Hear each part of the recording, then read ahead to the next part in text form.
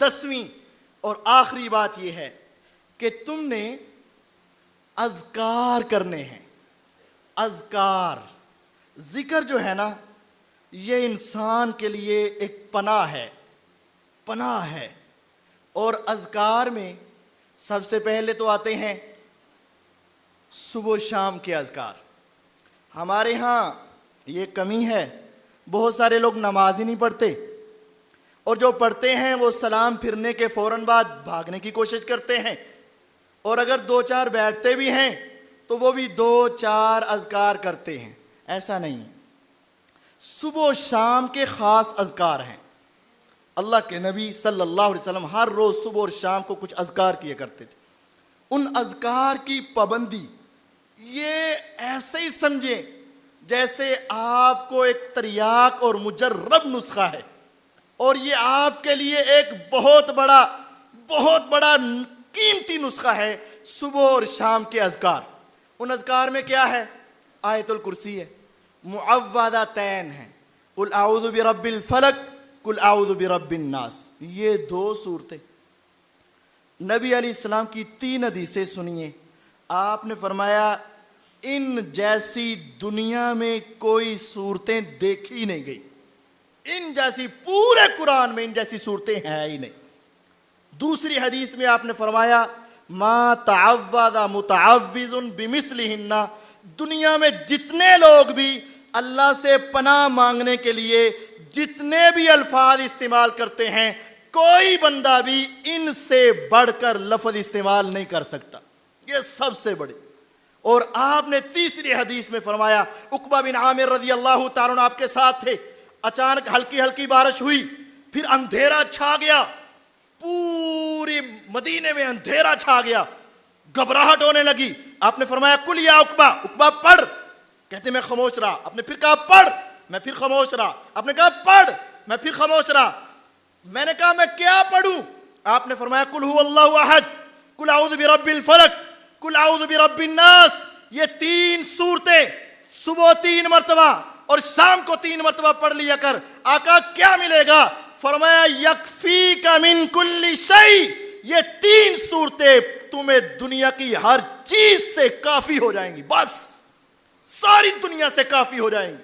تمہیں کوئی جن، کوئی شیطان، کوئی جادوگر، کوئی کاہن، کوئی نجومی، کوئی دنیا کا بڑے سے بڑا بدبخت بھی تمہیں کوئی نقصان نہیں پہنچا سکے گا. کیوں؟ ان سے بڑھ کر کوئی صورتیں ہیں ہی نہیں. اگر آپ ان کے ترجمے پر نا ہلکا سا غور کر لینا تو تمہیں یقین ہو جائے گا. قل اعوذ برب الفلق، کہہ دو میں اس رب کی پناہ میں آتا ہوں جو صبح کا رب ہے. اب صبح کو غور سے دیکھیے، صبح کتنی بڑی طاقت ہے. صبح یہ بہت بڑی طاقت ہے، پوری دنیا پر چھا جاتی ہے، اور پوری دنیا مل کر کیا صبح کی روشنی کو روک سکتی ہے؟ نہیں روک سکتی. کچھ بھی کر لے یہ روشنی کبھی ختم نہیں ہو سکتی. جو اتنی طاقت والی صبح ہے نا، وہ اس کا بھی رب ہے اور میں اس کے حوالے ہوں. اعوذ کا معنی میں اس کے حوالے ہوں. جب ہم چھوٹے چھوٹے ہوتے تھے نا، جب ہمیں کوئی مارنے لگتا تھا نا، تو ہم کسی بڑے کے کہتے میں تیرے حوالے. پھر وہ کہتا تھا اے بس اے ہن میرے حوالے ہو گیا ہے، انہوں کچھ نہیں کہنا. ذرا تصور میں لے کر آؤ کہ میں کس کے حوالے ہو رہا ہوں. اعوذ برب الفلق، اے اللہ میں تیرے حوالے جو تو صبح کا رب ہے. ارے کس سے بچنا چاہتے ہو؟ من شر ما خلق، اے اللہ تیری جتنی مخلوقیں ہیں، جنات کی شکل میں، جادو کی شکل میں، کیڑا مکوڑا کی شکل میں، چوروں کی شکل میں، ڈاکوؤں کی شکل میں، ظالموں کی شکل میں، تیری ہر مخلوق کے شر سے میں تیری پناہ میں آتا ہوں اور تیرے حوالے ہوتا ہوں. وَمِن شَرِّ غَاسِقٍ إِذَا وَقَبَ، اے اللہ جب اندھیرا چھا جائے اس وقت جرائم ذرا زیادہ ہوتے ہیں. اے اللہ اندھیرے کے بھی شر سے جب وہ چھا جائے. وَمِن شَرِّ النَّفَّاثَاتِ فِي الْعُقَدِ، جب لوگ گرے باندھ باندھ کر جادو کریں میں ان کے شر سے بھی تیری پناہ میں آتا ہوں. وَمِن شَرِّ حَاسِدٍ إِذَا حَسَدَ، دنیا میں کوئی انسان میری چیزوں کو دیکھ کر جلے، حسد کرے، اس کے حسد سے بھی تیری پناہ میں آتا ہوں. اس کے علاوہ کیا چیز ہے جو انسان کو تکلیف دے سکتی ہے؟ اس کے معنی پر غور کیجئے. قل اعوذ برب الناس، اے اللہ میں تیری پناہ میں آتا ہوں. تو کون ہے؟ تو تو ساری دنیا کا رب ہے. مالک الناس، تو ساری دنیا کا بادشاہ ہے. میں اتنے بڑے بادشاہ کی پناہ میں آ رہا ہوں. الہ الناس، ساری دنیا کا معبود ہے. میں اتنے بڑے رب کی پناہ میں آ رہا ہوں. جب یقین سے کہو گے نا اے اللہ میں تیرے حوالے، تو پھر یقین جانیے دنیا کی یہ چھوٹی چھوٹی چیزیں تمہیں نقصان نہیں دے سکے.